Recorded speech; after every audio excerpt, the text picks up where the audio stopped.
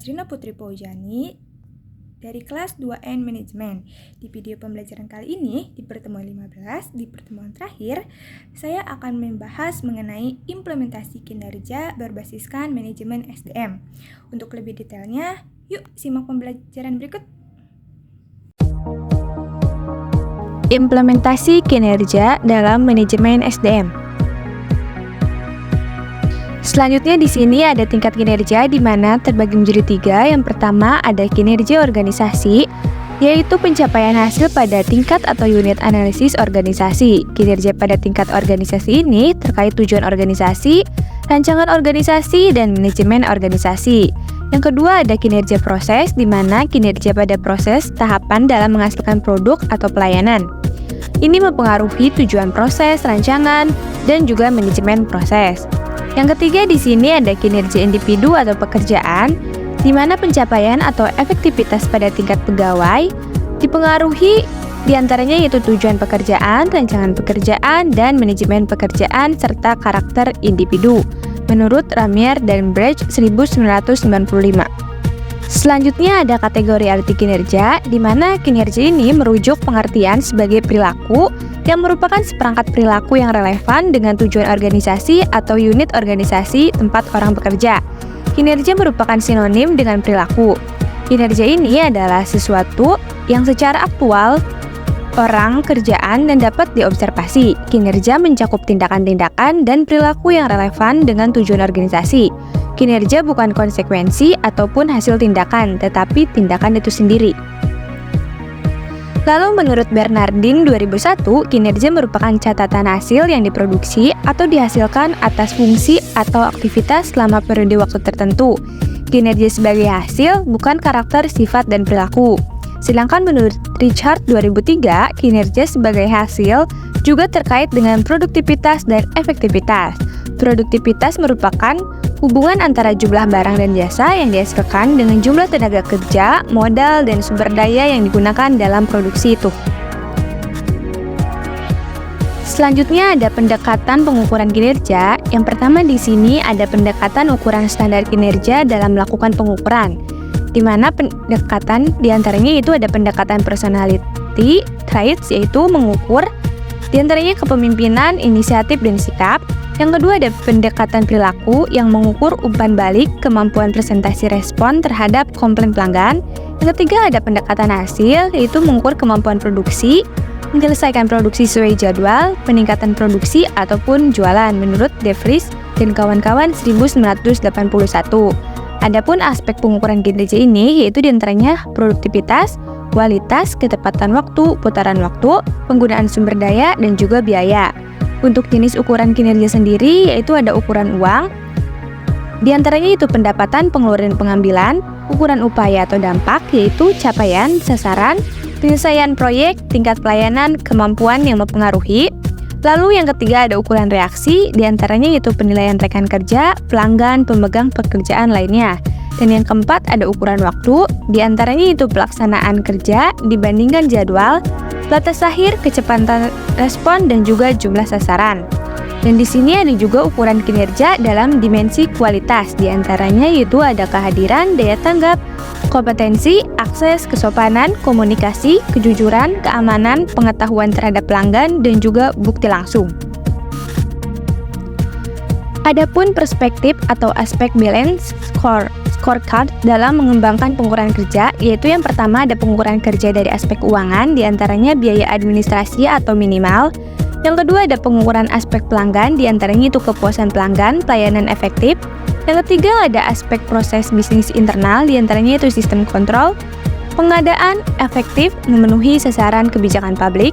Lalu yang keempat ada aspek pertumbuhan dan pembelajaran, tersedianya informasi, pembuatan keputusan kerja, dan juga kepuasan pegawai. Lalu ada indikator untuk mengukur kinerja organisasi, yaitu ada produktivitas, kualitas layanan, responsibilitas, dan juga akuntabilitas serta responsif. Lalu ada juga indikator penilaian kinerja organisasi. Yang pertama di sini ada efisiensi, yaitu pertimbangan tentang keberhasilan organisasi pelayanan publik, mendapat laba, memanfaatkan faktor produksi, serta pertimbangan yang benar, yang berasal rasional ekonomi. Lalu ada juga efektivitas, yaitu rasional teknis, nilai, misi, tujuan organisasi, serta fungsi agen pembangunan. Yang ketiga ada keadilan, yaitu distribusi dan alokasi layanan yang diselenggarakan organisasi pelayanan publik. Dan yang keempat ada daya tanggap, yaitu daya tanggap terhadap kebutuhan vital masyarakat dan dapat dipertanggungjawabkan secara transparan. Ukuran kerja pelayanan dikembangkan menjadi 14 unsur untuk mengukur IKM.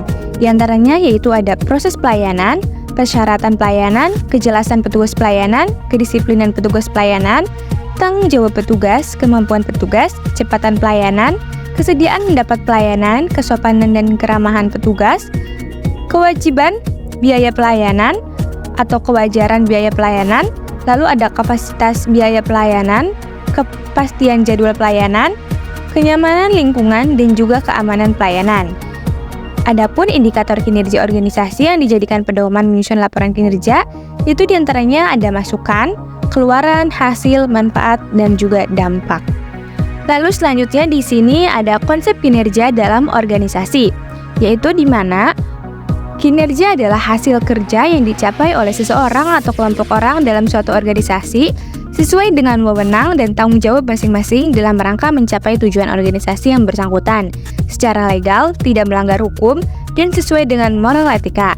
Selanjutnya di sini, kinerja karyawan dan kinerja organisasi mempunyai kaitan yang erat. Tercapainya tujuan organisasi tidak lepas dari sumber daya yang dimiliki organisasi yang dipergunakan atau dijalankan karyawan, yang berperan aktif sebagai pelaku dalam upaya mencapai tujuan organisasi tersebut. Lalu selanjutnya ada definisi kinerja. Yang pertama di sini menurut Ru dan Biar 1981, kinerja adalah pencapaian hasil. Lalu menurut Interplan 1999, kinerja itu terkait operasi, aktivitas program, dan misi organisasi. Menurut Stoner 1978, kinerja adalah fungsi dari motivasi, kecakapan, dan perspektif peranan. Lalu menurut Bernardin dan Russell 1993, kinerja pencatatan hasil-hasil yang diperoleh dari fungsi-fungsi pekerjaan atau kegiatan tertentu selama kurun waktu tertentu. Dan menurut Gibson 1990, kinerja seseorang ditentukan oleh kemampuan dan motivasinya untuk melaksanakan pekerjaan. Selanjutnya ada unsur kinerja. Yang pertama ada hasil fungsi pekerjaan, faktor pengaruh prestasi kinerja, pencapaian tujuan organisasi, periode waktu, tidak melanggar hukum, dan sesuai moral dan etika. Lalu selanjutnya ada pekerjaan dan kinerja organisasi, di mana fungsi pekerjaan atau kegiatan yang terkait kinerja organisasi atau perusahaan diantaranya yaitu ada strategi organisasi, pemasaran, operasional, SDM, dan keuangan. Lalu selanjutnya ada inteligensi kapital dan parameter kinerja. Nah, di mana di bagian value creation ini, di mana human capital menyangkut kompetensi, skill, brain power, expertise, kreativitas, problem solving, capability, leadership, entrepreneurial, manager skill, technical knowledge yang dimiliki karyawan perusahaan. Lalu selanjutnya di sini ada struktur kapital yang merupakan kapabilitas knowledge dari perusahaan berupa teknologi, metodologi, dan proses yang memampukan atau memampukannya merespon kebutuhan dan tantangan pasar. Yang ketiga ada customer capital yang terdiri dari relasi, feedback, input terhadap produk atau layanan, suggestion, experience, dan technical knowledge dari pelanggan. Nah, dari ketiga tersebut, jenis kapital tersebut membentuk tiga lingkaran yang saling mengait dan disatukan oleh segitiga value creation. Value creation ini yaitu kemampuan menciptakan nilai yang ditentukan human capital, struktur kapital, dan customer capital yang dimiliki perusahaan tersebut. Lalu selanjutnya ada indikator kinerja organisasi. Yang pertama yaitu performa, harus mengaruh hasil dan semangat untuk menghasilkan nilai. Yang kedua harus dapat diukur sehingga input dan output dapat dikuantifikasi. Yang ketiga, unit dan personel yang diukur kinerjanya harus memahami metode penilaian dengan penjelasan minimal. Yang keempat ada hasil penilaian dapat dikomunikasikan segera. Yang kelima ada tersedianya mekanisme penggabungan hasil penilaian kerja dengan feedback dan learning. Yang keenam, ada terhubung objektif dengan kebijakan, insentif, dan kebijakan pegawai. Yang ketujuh, bersifat seimbang antara orientasi keberhasilan jangka pendek dan panjang. Selanjutnya ada faktor peningkatan kinerja, yaitu ada pendorong dan juga penghambat, di mana pendorong ini yang pertama audit modal intelektual bertujuan memonitor dan mengatur modal intelektual perusahaan. Yang kedua, audit modal intelektual memerlukan tim yang terdiri atas ahli strategi organisasi, keuangan, SDM, analisis pengetahuan, properti intelektual, dan pemasaran. Nah, untuk penghambatnya sendiri, di bagian kinerja, yang pertama itu masalah yang lekat dalam sistem pengukuran manajemen pengetahuan itu sendiri. Yang kedua, sulit mengidentifikasi hubungan langsung antara inisiatif manajemen pengetahuan dengan performansi perusahaan. Yang ketiga, manajemen biasanya meminta indikator kasat mata seperti dampak terhadap performansi keuangan dan operasional lainnya. Keempat, semakin beragam dan kompleksnya stakeholder atau pihak berkepentingan terhadap eksistensi perusahaan. Selanjutnya di sini ada struktur atau bagan mengenai budaya organisasi, pengetahuan, dan kinerja organisasi. Di mana kinerja organisasi ini merancu pada sumber daya, sistem teknologi, strategi, dan logistik.